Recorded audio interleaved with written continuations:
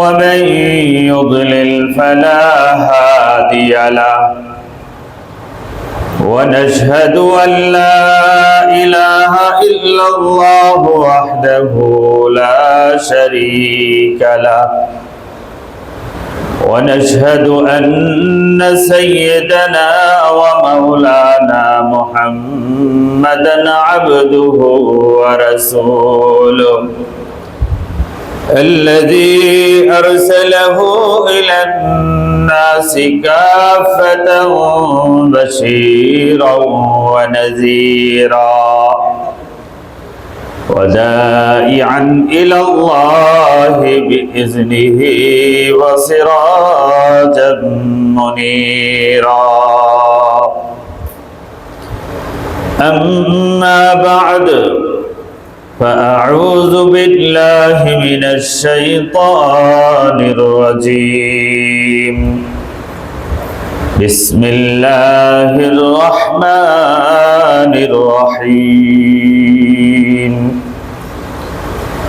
ولنبلونكم بشيء من الخوف والجوع ونقص من الأموال والأنفس والثمرات وبشر الصابرين الذين إذا أصابتهم مصيبة قالوا إنا لله وإنا إليه راجعون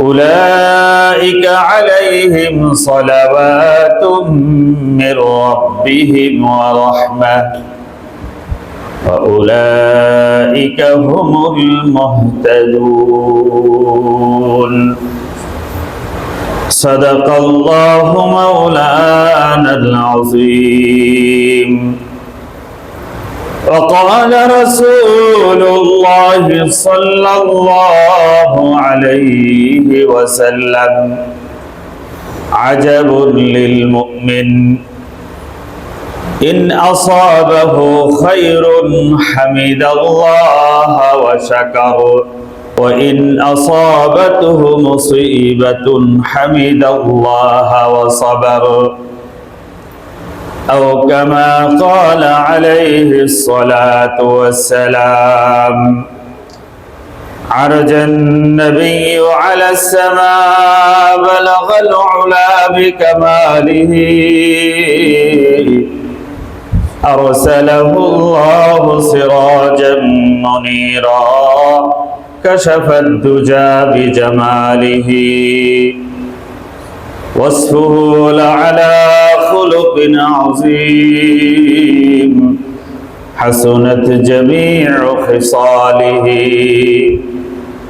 صلى عليه إلهنا صلوا عليه وآله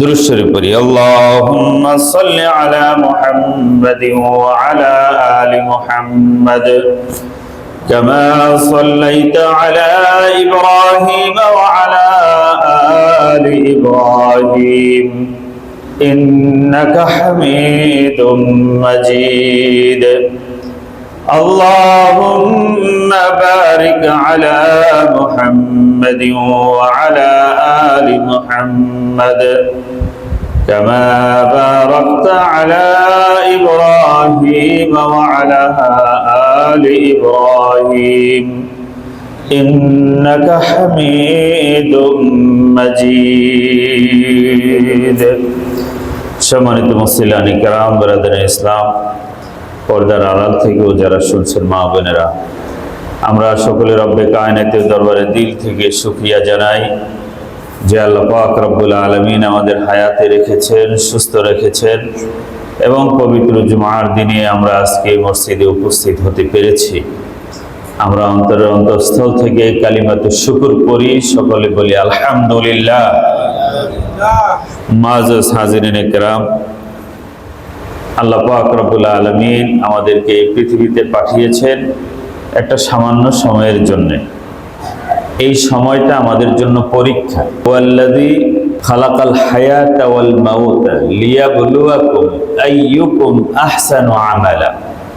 তিনি জীবন এবং মৃত্যু এই জন্য সৃষ্টি করেছেন যেন আল্লাহ পাক রব্বুল আলামিন পরীক্ষা করেন কে ভালো আমল করে আর কে মন্দ আমল করে। ভালো এবং মন্দ আমলের পার্থক্য হয়ে যাবে জীবন এবং মৃত্যু দিয়ে। জীবন দিয়েছেন আল্লাহ পাক রব্বুল আলামিন ভালো কর্ম করে তার ভালো ঠিকানাকে অর্জন করার জন্যে। আল্লাহ পাক রব্বুল আলামিন এই হায়াত দিয়েছেন তার চিরস্থায়ী জিন্দেগিকে সে কামিয়ে নেওয়ার জন্যে। যদি মানুষ সেটা না করে তাহলে তার জন্য রয়েছে ভয়াবহ পরিণতি। ফারিকুম ফিল জান্নাহ ওয়া ফারিকুম ফিস সাঈর। একদল জান্নাতি হবে, একদল জাহান্নামী হবে। একদল চরম সুখের সাগরে বসবাস করবে, সুখের আনন্দের মধ্যে জিন্দেগি কাটাবে, আর আরেক দল জাহান্নামের ভয়াবহ আগুনের মধ্যে ভয়াবহ শাস্তি, মর্মন্তুদ শাস্তির মধ্যে তার সময় পার করবে। এই পার্থক্য হয়ে যাবে। দুনিয়াতে আল্লাহ পাক রব্বুল আলামিন রহমান, আল্লাহর অনুগত বান্দাদেরকেও খাওয়ায়, আল্লাহর নাফরমান বান্দাদেরকেও আল্লাহ দেন। পরীক্ষার হলে ছাত্ররা সঠিক লেখুক নাকি ভুল লেখুক, ওস্তাদ শিক্ষক বাধা দিবে না। ফলাফলের সময় বেরিয়ে যাবে কে কি লিখেছে। তেমনি ভাবে আল্লাহ পাক রব্বুল আলামিন আমাদের আদ-দুনিয়া মাজরাতুল আখিরাহ, আখিরাতের ফসল অর্জন করার ক্ষেত হলো এই দুনিয়া। এই হায়াতের পুঁজিকে অর্জন করে কেউ লাভবান হচ্ছে, কেউ হায়াতের পুঁজিকে ধ্বংস করে ক্ষতিগ্রস্ত হচ্ছে। হুজুর সাল্লাল্লাহু আলাইহি ওয়াসাল্লাম বলেন, আল কাইয়িসু মান দানা নাফসাহু ওয়া আমিলা লিমা বা'দাল মাউত ওয়াল আজিজু মান আতবা'a নাফসাহু হাওয়াহা ওয়া তামান্না আলাল্লাহ। বুদ্ধিমান ওই ব্যক্তি, কাইয়িস মান দানা নাফসাহু, যে নিজেকে চিনে, ওয়া আমিলা লিমা বা'দাল মাউত, এবং মৃত্যুর পরের চিরস্থায়ী দীর্ঘ জীবনের জন্য কাজ করে, আমল করে। ওয়াল আজিজু মান আতবা'a নাফসাহু হাওয়াহা ওয়া তামান্না আলাল্লাহ। আর অক্ষম মূর্খ ওই ব্যক্তি, যে ব্যক্তি মন চাহি জিন্দেগি পালন করছে, রবের চাহি জিন্দেগি ছেড়ে দিয়েছে, আল্লাহর হুকুম অনুযায়ী জীবন যাপন করে না, মালিকের বিধান মতো জিন্দেগিকে পরিচালনা করে না, আবার আশা করে বসে আছে আমরাই তো জান্নাতি হব। তামান্না আলাল্লাহ, যে জান্নাতে আমরা না গেলে কে যাবে? আমরা মুসলমান, আমরাই তো যাব। আমরা উম্মতে মুহাম্মাদি, আমরাই তো জান্নাতি হব। আমরা তো রমজান মাসে রোজা রাখি, জুমার দিনে জুমা পড়ি, বাকি জিন্দেগি যাই হোক, এতটুকু দিয়েই সে সন্তুষ্ট, জান্নাতের বড় আশা করে বসে আছে।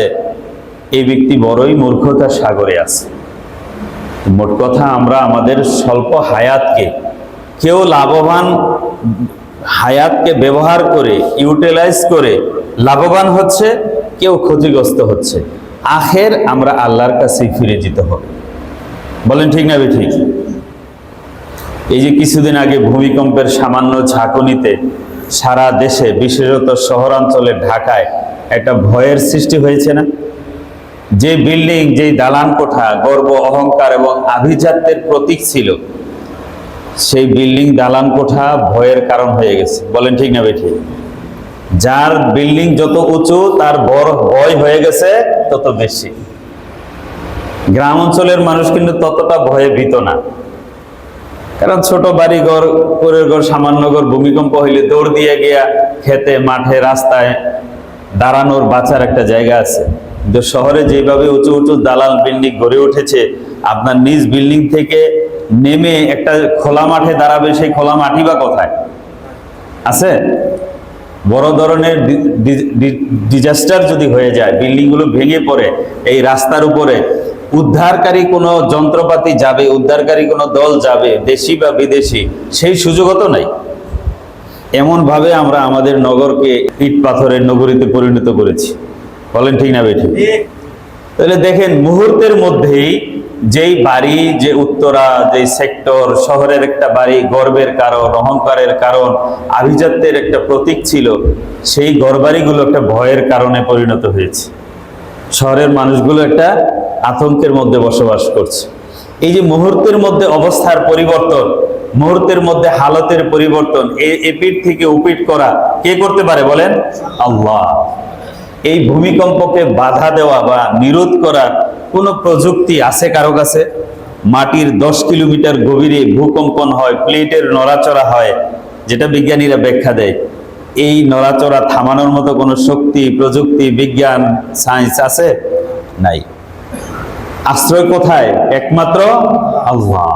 সূরাতুল বাকারার 155 নম্বর 56 নম্বর আয়াত আপনাদের সামনে আমি পড়েছি এই প্রসঙ্গেই।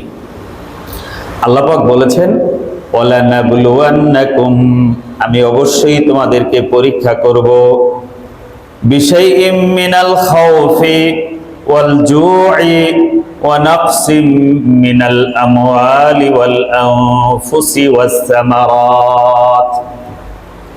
আমি তোমাদেরকে অবশ্যই পরীক্ষা করব মিনাল খাউফ, ভয় দিয়ে। ভয়ভীতি আসবে, আতঙ্ক, শত্রুর ভয়, যুদ্ধের ভয়, অভাব অনটনের ভয়, বেঁচে থাকা না থাকার ভয়, রোগ শোকের ভয়, বিভিন্ন রকমের ভয় তোমাদেরকে গ্রাস করবে, তোমাদের উপর পরীক্ষা স্বরূপ আসবে। ওই ভয়ের পরিস্থিতিতে তোমরা কি উৎকণ্ঠিত হয়ে যাও, একেবারে এক্সাইটেড হয়ে তোমরা একবারে অস্থির হয়ে পাগলপাড়া হয়ে যাও, না ওই ভয়ের অবস্থায় তোমরা তোমাদের মালিকের আশ্রয় গ্রহণ করো, তার সাহায্য গ্রহণ করো, তার নিরাপত্তাকেই তোমরা যথেষ্ট মনে করো? এই পরীক্ষা তোমাদের জীবনে আসবে। ওয়ালানাবলুওয়ান্নাকুম, অবশ্যই আমি তোমাদেরকে পরীক্ষা করব, বিশাইইম মিনাল খাউফ, ভয় দিয়ে, ওয়াল জু', কখনো ক্ষুধা দিয়ে, খাদ্যের অভাব, দুর্ভিক্ষ। জায়গায় দুর্ভিক্ষ হয় না? এখনো পৃথিবীর বিভিন্ন অঞ্চলের, আফ্রিকার বিভিন্ন অঞ্চলে খরা, দুর্ভিক্ষ দেখা দেয়। আমাদের 74-এ আমাদের দেশে দুর্ভিক্ষ হয়েছিল না? মানুষে আর কুকুরে খাবার নিয়ে টানাটানি করেছে, এমন ঘটনা ঘটেছে কিনা? আমাদের এই ভূখণ্ডেও ঘটেছে, আরো অতীতেও ঘটেছে। এই ধরনের খাদ্যের ভয়ও তোমাদের, ক্ষুধার ভয়ও তোমাদের জীবনে আসবে। বিশাইইম মিনাল খাউফ ওয়াল জু' ওয়া নাকসিম মিনাল আমওয়ালি ওয়াল আনফুসি ওয়াস সামারাত, কখনো তোমাদেরকে পরীক্ষা করা হবে নাকসিম মিনাল আমওয়াল, সম্পদের ক্ষতি দিয়ে, ব্যবসায় লস, দেশে অর্থনৈতিক লস, রেমিটেন্সে দোষ, দ্রব্যমূল্যের বৃদ্ধি, অর্থনৈতিক ক্ষতি দিয়েও তোমাদেরকে পরীক্ষা করব। ওয়াল আনফুস, তোমাদের আপনজনের মৃত্যু, পরিবারের একমাত্র উপার্জনক্ষম ব্যক্তির মৃত্যু হয়ে গেছে, ভয়, আতঙ্ক, উৎকণ্ঠা, আমাদের কি হবে, কে আমাদেরকে চালাবে? চালানের মালিক কে? আল্লাহ। তখনও মুমিন, তুমি কি আমার উপর ভরসা করো, না তুমি হতাশ হয়ে যাও?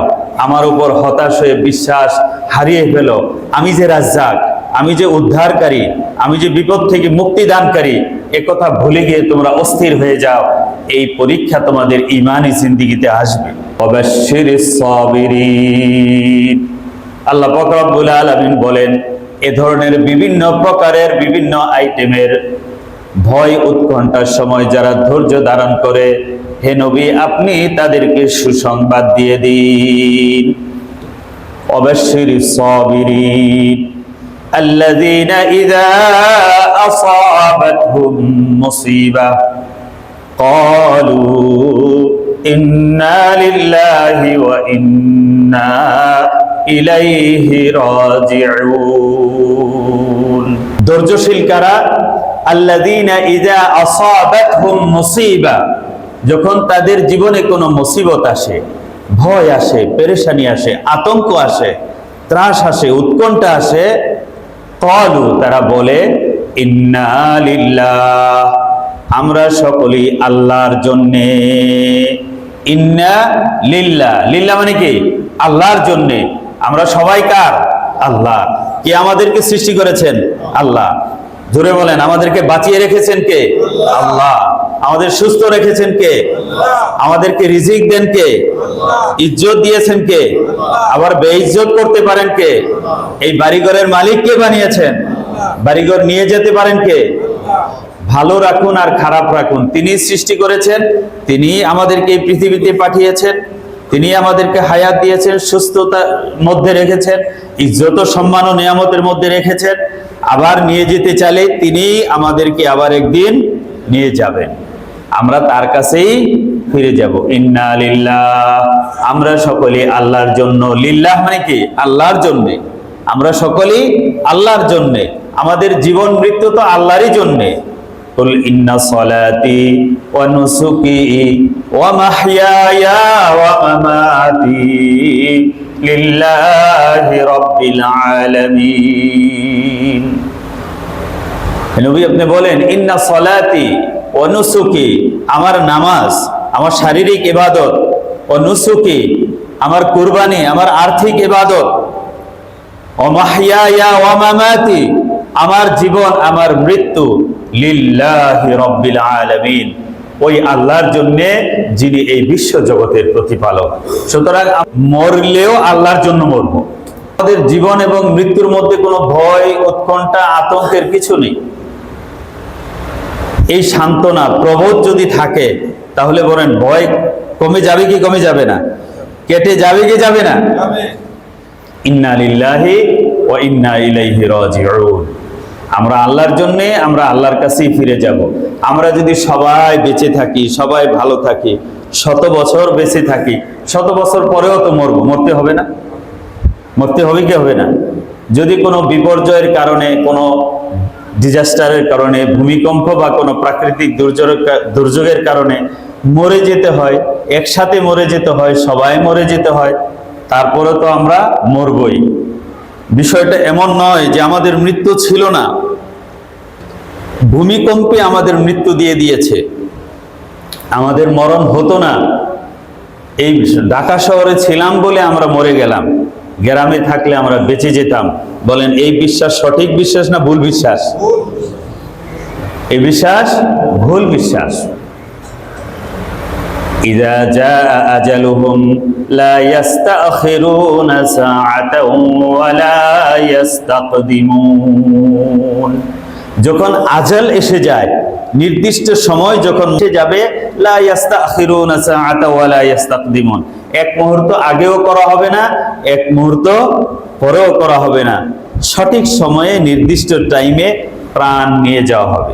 আগে মৃত্যুটা এভাবেই ঘটতো, মৃত্যু টাইম শেষ, আজরাইল আলাইহিস সালাম রূহ নিয়ে যেত। সে হয়তো লোকমাটা মুখে দিতে নিছে, আর দিতে পারেনি, শেষ, পড়ে গেছে। একটা কাজ করতেছিল, কাজটা করতে পারেনি। বাচ্চাকে মা দুধ খাওয়ানোর জন্য কোলে নিছে, মায়ের টাইম শেষ, মৃত্যু হয়ে গেছে, হাত থেকে বাচ্চাটা পড়ে গেছে। এইভাবে বিষয়টা হওয়ার কারণে মানুষ আজরাইল আলাইহিস সালামরে গালাগালি করত যে আজরাইল কত খারাপ, সে এত নির্দয়, সে লোকমাটা মুখে দিতে দিল না, শিশু বাচ্চাটা একটু দুধ খাওয়াইতে মাকে সময় দিল না, সে এই টাইমে তার মৃত্যুটা দিয়ে দিল। একটু সময় তো দিলে পারত। সবাই গালিগালাজটা কাকে করত? আজরাইল আলাইহিস সালামকে। অথচ আজরাইল আলাইহিস সালাম উনি নিজে মৃত্যু দেন না আল্লাহর হুকুমে এই মৃত্যুর বিধান বাস্তবায়ন করেন? আল্লাহর হুকুমে মৃত্যুর বিধান তিনি বাস্তবায়ন করেন। তিনি আল্লাহর কাছে বলেন যে আল্লাহ, আমি আপনার হুকুম পালন করি আর গালি খাই আমি। আমারে মানুষ নির্দয় বলে, আরো যা কথা বিভিন্ন রকম অকথ্য গালি না আমারে দেয়, আমি দয়া করলাম না, আমি নিয়ে গেলাম। এটা ব্যাপারটা কেমন? তখন আল্লাহ পাক রব্বুল আলামিন মৃত্যুর জন্য বিভিন্ন সবব তৈরি করে দিলেন। সববটা কি? হয় অ্যাক্সিডেন্ট হয়েছে, নাহলে রোগ হয়েছে, না হলে বড় কোনো দুর্যোগ হয়েছে, পানিতে ডুবে মারা গেছে, আগুনে পুড়ে মারা গেছে, বিভিন্ন রকম উপলক্ষ তৈরি হয়ে গেছে। এখন মানুষের দৃষ্টিভঙ্গি চলে গেছে উপলক্ষের দিকে। আহারে, এই লঞ্চ ডুবির কারণে মারা গেল, আরে আগুন লাগার কারণে মারা গেল, এই লোকটা ক্যান্সার হওয়ার কারণে মারা গেল, কিডনি খারাপ হয়ে মারা গেল, স্ট্রোক করলো, এই করলো, সেই করলো। ওই কারণের দিকে দৃষ্টিভঙ্গি। এখন আর আজরাইল আলাইহিস সালামকে মানুষ গালি দেয় না। আসলে মানুষ তার নির্দিষ্ট সময়েই যায়, নির্দিষ্ট সময়ের আগেও যায় না, পরেও যায় না। এই যে বলে অকাল মৃত্যু, অপমৃত্যু, আসলে অকাল মৃত্যু বলে কিছু নেই। প্রত্যেকেই তার কালেই মরে, তার সময়েই মরে। হয়তো আমাদের বিবেচনায় আমরা তাকে এই মুহূর্তে মরার জন্য প্রস্তুত ছিলাম না, আমাদের দৃষ্টিভঙ্গিতে সে এই মুহূর্তে চলে যাবে এটা আমরা ভাবি নাই, কিন্তু তার হায়াত এতটুকুই লেখা ছিল। আসার সিরিয়াল আছে, যাওয়ার কোনো সিরিয়াল নাই। আগে বাপ আসবে, পরে সন্তান আসবে, কিন্তু যেতে যাওয়ার সময় আগে সন্তান চলে যায়, পরে বাবা যায়। এমন আছে নাতি চলে যায়, দাদা বেঁচে থাকে। মানুষ তার নির্দিষ্ট হায়াতেই যায়। আমরা বেঁচে যদি থাকি, আরো যদি 100 বছর বেঁচে থাকি, 500 বছর বেঁচে থাকি, তারপরে মরতে হবে না? আদম আলাইহিস সালাম যখন মারা গেছেন, নূহ আলাইহিস সালাম যখন মারা গেছেন, ঈসা আলাইহিস সালাম যখন মারা গেছেন, আমাদের নবী, শ্রেষ্ঠ নবী মুহাম্মদ সাল্লাল্লাহু আলাইহি ওয়াসাল্লাম যখন মৃত্যুবরণ করতে হয়েছে, তখন আমরা মরবো না, আজীবন বেঁচে থাকবো, এই চিন্তা ভুল না সঠিক? ভুল। কুল্লু নাফসিন যায়িকাতুল মাউত, কুল্লু নাফসিন যায়িকাতুল মাউত ওয়া ইন্নামা তুওয়াফাউনা উজুরাকুম ইয়াওমাল কিয়ামাহ ফামান যুহজিহা আনিন নার ওয়া উদখিলাল জান্নাতা ফাকাদ ফাজ ওয়া মাল হায়াতুদ দুনিয়া ইল্লা মাতাউল গুরুর। কুল্লু নাফসিন যায়িকাতুল মাউত, প্রত্যেকটা প্রাণীকেই মরতে হবে। এমনকি খোদ আজরাইল আলাইহিস সালামকে মরতে হবে। আজরাইল আলাইহিস সালামের মৃত্যু হবে। আজরাইল আলাইহিস সালাম সমস্ত ফেরেশতাদের মৃত্যু ঘটাবেন, জিবরাইল আলাইহিস সালামের মৃত্যু ঘটাবেন, এরপরে আজরাইল আলাইহিস সালামের মৃত্যু আল্লাহ নিজে ঘটাবেন। কুল্লু মান আলাইহা ফান ওয়া ইয়াবকা ওয়াজহু রাব্বিকা যুল জালালি ওয়াল ইকরাম।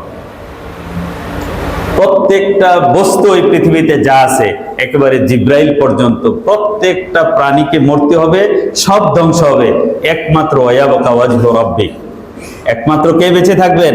আল্লাহ। তিনি অবিনশ্বর, চিরঞ্জীব, একমাত্র সেই সত্তা থাকবেন, আর বাকি সকল মখলুক ধ্বংসপ্রাপ্ত হবে, ডিস্ট্রয় হবে, শেষ হয়ে যাবে। সুতরাং যার শুরু আছে তার শেষ আছে, যার জন্ম আছে তার মৃত্যু আছে। আমাদের যেহেতু শুরু আছে, আমাদের শেষও আছে, আমাদের জন্ম যেহেতু আছে, মৃত্যু আছে। মরতে হবে। মরণকে ভয় পাওয়া মুসলমানের কাজ না। মৃত্যুর ভয়ে আতঙ্কিত হওয়া, এই প্যানিকে ছড়িয়ে যাওয়া, ভয়ে আতঙ্কগ্রস্ত হয়ে যাওয়া, এটা মুসলমানের পরিচয় না। কারণ বরং মুসলমানদের জন্য মৃত্যুটা একটা হাদিয়া। আল মাউতু তুহফাতুল মুমিন, মৃত্যু মুমিনের জন্য হাদিয়া স্বরূপ। মৃত্যু হইল আল মাউতু জিসরুন ইউসিলুল হাবিব ইলাল হাবিব, মৃত্যু একটি সেতু। এই সেতু বন্ধুকে বন্ধুর সাথে মিলিয়ে দেয়। আমরা আমাদের রবের সাথে, মালিকের সাথে মিলিত হওয়ার আকাঙ্ক্ষায় আকাঙ্ক্ষিত। কবে সেই রবকে দেখব, তার সাথে সাক্ষাৎ করব, যিনি আমাদেরকে সৃষ্টি করেছেন, যিনি আমাদেরকে লালন পালন করছেন, আমাদের জন্য এত সুন্দর আয়োজনে পৃথিবীকে সাজিয়েছেন, আমাদের যে বডির মধ্যে এত অর্গানগুলো দিয়েছেন আমাদের ব্যবহার জন্য, সুস্থভাবে চলার জন্য। সেই মালিক, সেই মাসুক, সেই প্রেমাস্পদ রবকে আমরা কখন দেখব? এটা একজন মুমিনের অন্তরে, হৃদয়ের একটা ব্যাকুলতা, আকুলতা, হৃদয়ের একটা চাহাত, কবে আমরা সেই মালিককে দেখব। সুতরাং মৃত্যু আমাদের জন্য হাদিয়া, আমাদের জন্য ভয়ের কোনো কারণ নয়। বরং বিপদে মুসিবতে যে আল্লাহর আশ্রয় গ্রহণ করবে, যে বলবে ইন্না লিল্লাহ, আমরা তো সকলে আল্লাহ, ওয়া ইন্না ইলাইহি রাজিউন, আমরা সেই আল্লাহর কাছেই ফিরে যাব। সুতরাং আগে আর পরে, এখন আমি যেতে প্রস্তুত না, হিসাবটা এমন নয়। বরং কি বলছেন হুজুর সাল্লাল্লাহু আলাইহি ওয়াসাল্লাম? বলছেন কুন ফিদ দুনিয়া কাআন্নাকা গারীব আও আবিরু সাবিল, তুমি দুনিয়ার মধ্যে এমন ভাবে বসবাস করো যেন তুমি অপরিচিত মানুষ। আবিরু সাবিল, যেন তুমি একজন পথিক পথ দিয়ে চলে যায়, হেঁটে যায়। কেউ কাউকে চিনলো কি চিনলো না, সালাম দিল কি দিল না, এলাকার মানুষ তাকে জানলো কি জানলো না, এই নিয়ে তার টেনশন নাই, বরং তার গন্তব্যে পৌঁছাই হলো তার লক্ষ্য। বলেন ঠিক না বেঠিক? আমি এক জায়গায় গেলাম, সেখানের মানুষ আমাকে চিনে কি চিনে না, জানে কি জানে না, খতিব সাহেব হিসাবে সালাম দেয় কি দেয় না, মুসাফা করে কি করে না, এটা নিয়ে আমার টেনশন, নাকি আমি যেই কাজে আছি কাজ উদ্ধার করা আমার কাজ? হুজুর সাল্লাল্লাহু আলাইহি ওয়াসাল্লাম বলছেন, তোমরা দুনিয়ার মধ্যে মুসাফিরের মতো থাকো, এত বেশি জড়াইও না, এত বেশি নাম সুনামের পিছে তুমি যশ খ্যাতির পিছনে পড়ো না, বরং তোমার লক্ষ্য যেটা সেটা তুমি অর্জন করার পিছনে থাকো। হুজুর সাল্লাল্লাহু আলাইহি ওয়াসাল্লাম আব্দুল্লাহ ইবনে ওমর রাদিয়াল্লাহু তাআলা আনহুকে কাঁধে হাত রেখে এই কথাটা বলেছিলেন, হে আব্দুল্লাহ ইবনে ওমর, কুন ফিদ দুনিয়া কান্নাকা গরীব আও আবিরু সাবিল, দুনিয়ার মধ্যে থাকো তুমি অপরিচিতের মতো, দুনিয়ার মধ্যে পথ চলো মুসাফিরের মতো। এই জন্য আব্দুল্লাহ ইবনে ওমর বলতেন, ওয়াইযা আমসাইতা ফালা তানজুরিস সাবাহ ওয়াইযা আসবাহতা ফালা তানতাজিরিল মাসা ওয়াইযা আমসাইতা ফালা তানতাজিরিস সাবাহ, যখন তোমার জীবনে সকাল হয়েছে, এই সকাল সন্ধ্যায় পরিণত হবে, এই অপেক্ষায় থেকো না যে সকাল হয়েছে সন্ধ্যা হবে, এটা অপেক্ষা করো না। আর আমরা তো 100 বছর 50 বছরের প্ল্যান পরিকল্পনা করি, বলেন করি কি করি না?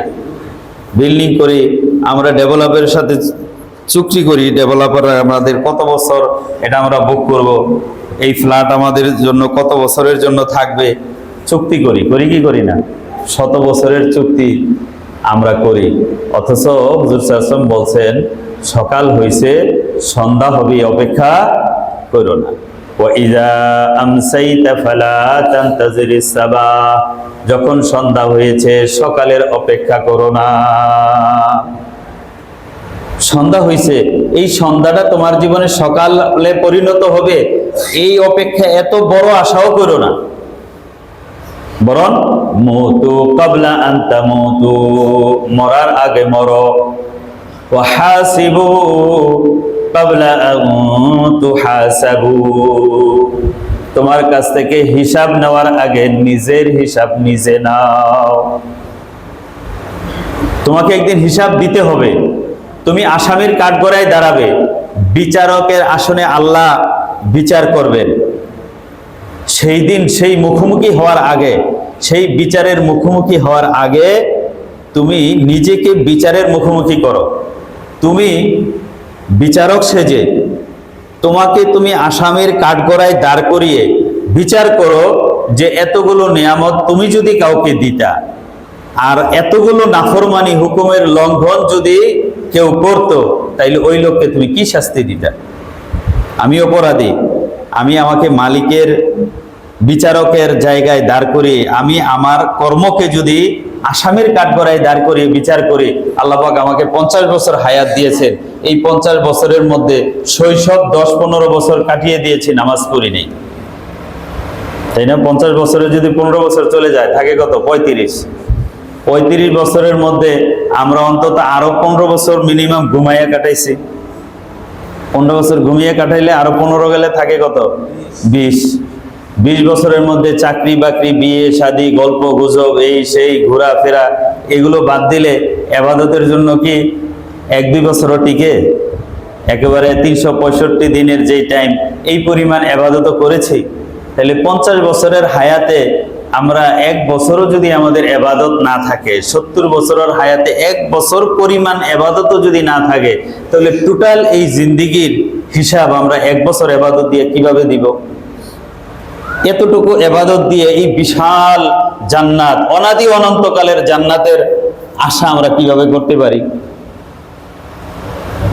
তাহলে এই বিচারে আমরা আমার কোন অধীনস্থ ব্যক্তি, আমি যাকে সবকিছু দেই, খাই, পালন করি, আর আমার কথা এইভাবে লঙ্ঘন করে, দৈনিক 5 বারই লঙ্ঘন করে, সে ডাকি আমার কথা শোনে না। আমি হালাল রিজিক উপার্জন করতে বলেছি, সে হালাল উপার্জন করে না। আমি এই দিকে চলতে বলি, সে আরেক দিকে যায়। আমি আপনি কয়দিন তাকে খাওয়াবো, কয়দিন বেতন দিব, কয়দিন তাকে এইভাবে আমার কাজের মধ্যে রাখবো? দৈনিক 5 বার কথা শোনে না, 1 বার 2 বার 3 বার কথা না শুনলে, একবারের জায়গায় দ্বিতীয়বার কথা শোনে, তুই বের হোক, আমি তোরে ড্রাইভার রাখবো না, আমি তোরে দারোয়ান রাখবো না, আমি তোরে অফিসে রাখবো না। বলেন ঠিক না বেঠিক? তাহলে আমরা যদি না রাখি, সেই মালিক আমাদেরকে 50 বছর 60 বছর এত নাফরমানির পরও দিয়ে যাচ্ছে, খাইয়ে যাচ্ছে, সুস্থ রাখছে, আমাদের চোখের আলো আছে, আমাদের জিহ্বায় কথা হয়, পেটে হজম হয়, পেশাব হয়, পায়খানা হয়, আমাদের হাতে শক্তি আছে, কর্ম আছে, জবান আছে, সবকিছু তিনি চালু রেখেছেন, সবকিছু তিনি দিয়ে যাচ্ছেন। এর চেয়ে বড় দয়ালু, এর চেয়ে বড় মেহেরবান, এর চেয়ে বড় উদার, এর চেয়ে বড় মহানুভব আর কেউ আছে? হতে পারে? বলেন, হতে পারে? আর কেউ হতে পারে না। পৃথিবীর যত বড় দানশীল হোক, 1 দিন 2 দিন 5 দিন 10 দিন 1 মাস নাফরমানি করলে সে আর তাকে রাখবে না। রাখবে? রাখবে না। কিন্তু সেই মালিক 50-60 বছর আমাদেরকে উদার হস্তে দিয়ে যাচ্ছেন। আমরা এই চোখ দিয়ে যেই পরিমাণ অন্যায় করছি, অন্য কারো কাছে যদি রিমোট থাকতো, সুইচ থাকতো, আমরা যদি চোখের আলো কাউকে দিতাম, বলতাম যে এগুলো দেখিস না, এগুলো করিস না, তাও যদি সে করে আর সে যদি জানতে পারে, তাহলে বলেন চোখের আলো রাখতো, সুইচ দিয়ে নিভিয়ে দিত না? কিন্তু আমরা এই চোখ দিয়ে যেই পরিমাণ অন্যায় জিনিস দেখি, যেই পরিমাণ অন্যায় কাজ করি, সেই মালিক জানে কি জানে না? আলিমুম বিজাতিস সুদূর। জানার পরেও চোখের আলোটা কি তিনি কেড়ে নিয়েছেন? নেন নাই। এই জিহ্বা দিয়ে আল্লাহর জিকির ছাড়া যত বাজে কথা বলেছি, আমরা যদি জিহ্বার ক্ষমতা কাউকে দিতাম, আমাদের হাতে থাকতো, আমার বাড়ির লোকটারে কথা বলার ক্ষমতা আমি দিছি, আর আমি বলছি এগুলো বলিস না, সে এগুলা দিনের পর দিন বলে যাচ্ছে, 1 দিন 2 দিন 5 দিন 10 দিন। বলেন আমরা এই রাখবো? সুইচ দিয়ে তার জিহ্বার কথা বলার পাওয়ার বন্ধ করে দিতাম যে না, তুই আর কথা বলতে পারবি না, স্টপ। কিন্তু সেই মালিক জানতেছেন আমার বিরুদ্ধে কথা বলে, আমার জিকির করে না, আজে বাজে কথা বলে, তারপরেও কিন্তু জিহ্বা তিনি চালু রেখেছেন। যে পরিমাণ হারাম জিনিস আমরা এই পেটের ভিতরে ঢুকাই, অন্য কেউ হলে এই হজম প্রক্রিয়া, হজম যন্ত্র বন্ধ করে দিতেন, কিন্তু তিনি তাও চালু রেখেছেন। এত সব নিয়ামতের পরেও, সব কিছুর পরেও যেই মালিক দিয়ে যাচ্ছেন, তার চেয়ে বড় দয়ালু, তার চেয়ে বড় উদার আর কেউ নাই। আমরা আল্লাহর জন্য আল্লাহর কাছে ফিরে যাব। সুতরাং কোনো ভয়ে আতঙ্কিত হওয়া এটা মুসলমান সমাজের কাজ না। মুসলমান অবিচল থাকবে, আল্লাহর ফয়সালার উপর সে সন্তুষ্ট থাকবে। আল্লাহ পাক রব্বুল আলামিন যা ফয়সালা করেন তাই হবে। তবে এর অর্থ এই নয় যে আমরা যেনতেনভাবে বিল্ডিং বানাবো, আমরা 3 তলার ফাউন্ডেশন নিয়ে অনুমোদন নিয়ে আমরা 5 তলা বানাবো, 4 তলার ফাউন্ডেশন দিয়ে ওটার মধ্যে 6 তলা বানিয়ে বলবো যে আল্লাহ যা করে হোক তাই হবে। তাওয়াক্কুলের বিষয়টা কিন্তু এটা না। ইসলামে তাওয়াক্কুলের সংজ্ঞা হলো কর্ম সম্পাদনের পরে ফলাফলের জন্য আল্লাহর উপর ভরসা করা। হাত গুটিয়ে বসে থেকে আল্লাহই খাওয়াবে। আপনি বিল্ডিং 3 তলার ফাউন্ডেশন দিয়ে ভাড়া পাওয়া যায়, লাভ পাওয়া যায়, এই জন্য আরো 2 তলা বাড়িয়ে দিলেন, 3 তলা বাড়িয়ে দিলেন, বিল্ডিং কোড মানলেন না। আর যদি ভূমিকম্পের ঝাঁকুনিতে ভেঙে যায় যে আল্লাহ যা করে সব ভালো করে, এটা কিন্তু তাওয়াক্কুলের পরিচয় না। হুজুর সাল্লাল্লাহু আলাইহি ওয়াসাল্লামকে সাহাবায়ে কিরাম জিজ্ঞেস করছেন, ইয়া রাসূলুল্লাহ, আমরা তাওয়াক্কুল কিভাবে করব? ওট কি ছেড়ে দিব যে না আল্লাহ হেফাজত করবে? আকিদুহা ও উতলিকুহা, ওট রশি বাঁধবো নাকি রশি ছেড়ে দিয়ে তাওয়াক্কুল করব? হুজুর সাল্লাল্লাহু আলাইহি ওয়াসাল্লাম বলেন, ইকিদহা, ওটের রশি বাঁধবে, বাঁধার পরে আল্লাহর কাছে ভরসা করবে যে আল্লাহ পাক রব্বুল আলামিন চাইলে আমার ওটকে হেফাজত করবেন, আল্লাহ না চাইলে হেফাজত করবেন না। ওট খোলা রেখে ভরসা করলে ভরসা এটা সঠিক না। হুজুর আকরাম সাল্লাল্লাহু আলাইহি ওয়াসাল্লাম হিজরতের সেই রাতে তিনি যে বলতেন, এই কাফেররা দেখি কাফেরদের কি শক্তি আছে, আমি ঘরের মধ্যেই থাকবো, আমি বাইরে যাব না, এখানেই বসে থাকবো, দেখি আল্লাহর শক্তি বড় না কাফেরের শক্তি বড়। বলতে পারতেন কি পারতেন না? এটা করছেন? করেন নাই। হুজুর সাল্লাল্লাহু আলাইহি ওয়াসাল্লাম তার সেফটি নিয়ে ঘর থেকে বেরিয়ে গেছেন, গাড়ে সৌরে সেই রাত্রির অন্ধকারে 5000 ফিট উপরের পাহাড়ের গর্তে তিনি লুকিয়েছেন। সেখানে গর্তের মধ্যে যখন অবস্থান করতেছেন, কাফেররা চলে আসছে, তাদের পা দেখা যাচ্ছে। আবু বকর রাদিয়াল্লাহু তাআলা ভয়ে প্রকম্পিত, এই তো তারা আমাদেরকে দলে ফেলবে। হুজুর সাল্লাল্লাহু আলাইহি ওয়াসাল্লাম বলেন, লা তাহজান ইন্নাল্লাহা মা'ানা, ভয় পেও না, আল্লাহ আমাদের সাথে আছে। আগে প্রচেষ্টা, নিয়ত, তারপরে পরিকল্পনা, তারপরে কর্ম সম্পাদন, এরপর হলো তাওয়াক্কুল। হুজুর সাল্লাল্লাহু আলাইহি ওয়াসাল্লাম রাতের অন্ধকারে ঘর থেকে বেরিয়েছেন, চুপিসারে আবু বকর রাদিয়াল্লাহু তাআলা আনহুকে সাথে নিয়ে, মদিনা হলো উত্তর দিকে, তিনি গেছেন গারে সৌরে দক্ষিণ দিকে, সেই পাহাড়ের উপরে লুকিয়ে অবস্থান করে তার পক্ষ থেকে যা করার সেটা করার পরে বাকিটুকুর জন্য আল্লাহর উপর তিনি ভরসা করেছেন। আমরা আমাদের প্রস্তুতি সম্পন্ন করে আল্লাহর উপর ভরসা করব। ঘরে বসে থেকে যদি বলেন যে আল্লাহ আমাকে রিজিক থাকলে খাওয়াবে, ওটার নাম কি না? তাওয়াক্কুল না। তাওয়াক্কুল হইল লাইসা লিল ইনসানি ইল্লা মা সাআ, মানুষ তার কর্ম সম্পাদন করবে, তার চেষ্টা সবকিছু করার পরে ফলাফলের জন্য আল্লাহ পাক রব্বুল আলামিনের উপর ভরসা করবে। আমাদের যে ভৌগোলিক অবস্থান, আমাদের যে মাটি, আমাদের মাটির নিচে পানি, এরকম একটা ভৌগোলিক অবস্থানে থেকে আমরা কততলা বিল্ডিং করতে পারি, এবং আমাদের যেই পরিমাণ প্রশস্ত রাস্তাঘাট থাকা দরকার, 25% রাস্তাঘাট এবং প্রাকৃতিক গাছপালা থাকা দরকার, তার কোনোটাই আমাদের এই শহরে সেইভাবে ইন্টারন্যাশনাল যে স্ট্যান্ডার্ড আছে এটা মানা হয়নি। এখন আমাদের যদি বড় ধরনের ডিজাস্টার হয়, এর জন্য দায়ী কে? আমরা দায়ী। যাহারাল ফাসাদু ফিল বাররি ওয়াল বাহরি বিমা কাসাবাত আইদিন নাস লিউযীকাহুম বা'দাল্লাযী আমিলু লাআল্লাহুম ইয়ারজিউন। যাহারাল ফাসাদু ফিল বাররি ওয়াল বাহরি বিমা কাসাবাত আইদিন নাস, জলে স্থলে যে বিপর্যয় মানুষের হাতের কামাই। তোমরাই ভুলভাবে বিল্ডিং বানাইছো, তোমরা তোমাদের এই ভৌগোলিক অবস্থানে এই মাটির জন্য উপযুক্ত ঘরবাড়ি তৈরি করো নাই, এটাও তোমাদের কর্মদোষ। যাহারাল ফাসাদু ফিল বাররি ওয়াল বাহরি বিমা কাসাবাত আইদিন নাস। আল্লাহ পাক রব্বুল আলামিন মানুষকে সতর্ক করেন, ওয়ালা নুযীকান্নাহুম মিনাল আযাবিল আদনা দুনাল আযাবিল আকবার। বড় শাস্তি দেওয়ার আগে আল্লাহ ছোট শাস্তি দেন, ছোট শাস্তি দেন, লাআল্লাহুম ইয়ারজিউন, যাতে তারা ফিরে আসে। এই যে ছোট ঝাঁকুনি শক্তি, এই যে হালকা ঝাঁকুনি, এটা আমাদের প্রতি একটা বার্তা যে জাগতিকভাবেও তোমরা ভুল যেগুলো করছো এগুলো শোধরাও, রেকটিফিকেশনের দরকার হলে বিল্ডিং গুলো সঠিক করো, আর এই মুসলিম ভূখণ্ডে আল্লাহর জমিনে থেকে যে পাপগুলো করছো এই পাপগুলো বন্ধ করো। এই এখান থেকে যখন যাই, এই ব্রিজের উপরে দেখি বিভিন্ন আবাসিক হোটেল শত শত কাঠ ছড়াই রাখে। কিসের এত আবাসিক হোটেল? কি হয় সেখানে? এগুলো আমাদের পুলিশ প্রশাসন সরকার জানে না? বলেন, জানে কি জানে না? জানে। জানার পরেও তারা এই পাপগুলোকে ছেড়ে দিয়েছে, দেখেও না দেখার বান। এই পাপগুলো বন্ধ করেন, সমস্ত অন্যায় বারগুলো বন্ধ করেন, ইনশাল্লাহ এক প্লেট নড়াচড়া করবে না। এত বছর যখন নড়াচড়া করে নাই, আরো শত বছর কিয়ামত পর্যন্ত অস্থির নড়াচড়া প্লেট করবে না, থেমে যাবে। উহুদ পাহাড় একবার নড়তেছিল, হুজুর সাল্লাল্লাহু আলাইহি ওয়াসাল্লাম মাটির উপরে লাথি দিয়ে বলতেছেন, এই উহুদ পাহাড় তুমি কেন নড়াচড়া করছো? জানো না তোমার উপর নবী, সিদ্দিক, শহীদের অবস্থান করছে, কেন তুমি কম্পন করছো? থেমে যাও। থেমে গেছে। ওমর ইবনুল খাত্তাব রাদিয়াল্লাহু তাআলা আনহুর জামানায় একবার ভূমিকম্প হচ্ছিল, তিনি মাটির মধ্যে লাথি দিয়ে বলছেন, এই মাটি তুমি থেমে যাও, কেন তুমি কম্পন করছো? যেখানে আল্লাহর নবীর সাহাবেরা জীবিত আছে। সেই মিশরের নদী প্রবাহিত হয় না।